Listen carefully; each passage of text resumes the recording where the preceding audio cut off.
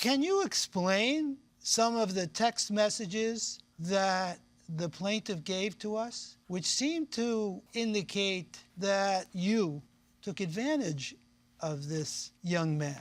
He makes it seem that way. For example, some random samples here. You say, I will pay you back essentially every penny I owe you. And you also say at one point on page 16, I'm going to pay you back even if I have to rob a bank. I don't recall saying that, sir. Is it something that you might say? I might have said it jokingly, because Jokingly? I do joke around at work. That's one of the reasons I think he got a liking towards me, because he was a new guard, and I was been there, one of the oldest ones. He got really close with me. We would always hang out together. Did you acknowledge in your text that you owed him $4,000? And did you tell him that you're going to pay him much more than that when you get some kind of settlement? Did you tell him that? I believe I said something along those lines regarding that I had a lawsuit pending, which is still pending through an ex-coworker from another job. Young man, I want you to tell me how many times you lent him money and what stories did the defendant tell you to get you to give him money? So I've lent him a total of $3,089. Yes. You can see on Exhibit B, starting from page 18, I lent him a total of 31 payments. You're using the wrong word. I lent him money. How many loans did you give him? 31 loans. 31 loans? Yes. And on average, how much were the loans? It ranges between $20 to $250. He gave you stories each time that made you feel kind of guilty. Tell me some of them. Well, a lot of his stories were like he had his uncle in the hospital that he wanted, money to buy him food. One time on page 13, he was looking to buy Jordan 5s for his son. They're $260, and he also said he got back from You gave him money for these things?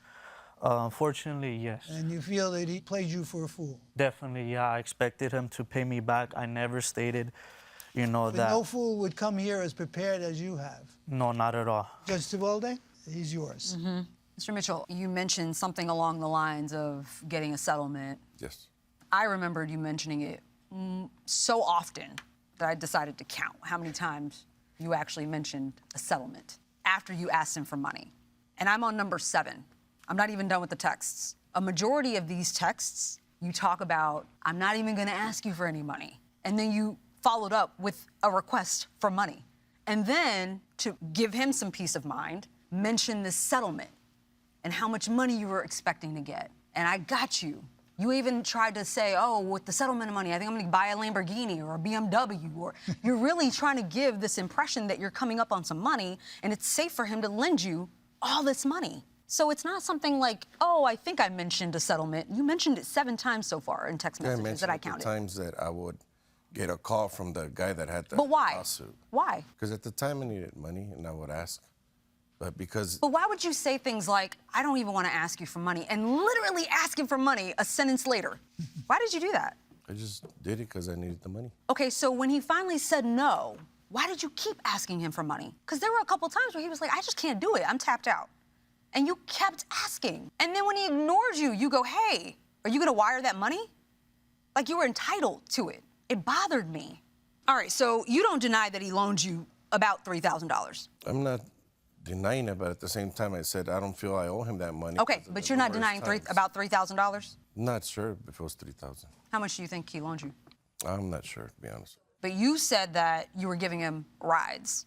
It wasn't just rides, it was the distance alone. I mean, I would ask Okay, so how much do you think each ride was worth in time and gas? Well, I remember one incident where he did state himself that I'd asked him, how much does an Uber usually charge you from point A work to his house? Mm-hmm. And he said anywhere between $50 or $70. So how many rides were you giving him? Can't count. There are numerous rides. Not just to his house, but after we will clock out at 11, our supervisor will allow us to, if we wanted to work overtime, and he would ask me, are you going to work overtime? I said, sure. And he would ask for a ride. I didn't have a problem with it because it was on my way. How long did it take for you to drop him off at home? 20, 30 minutes, depending on traffic, and it would always be raining. How many times did he take you home? 5 to 6 times. Okay.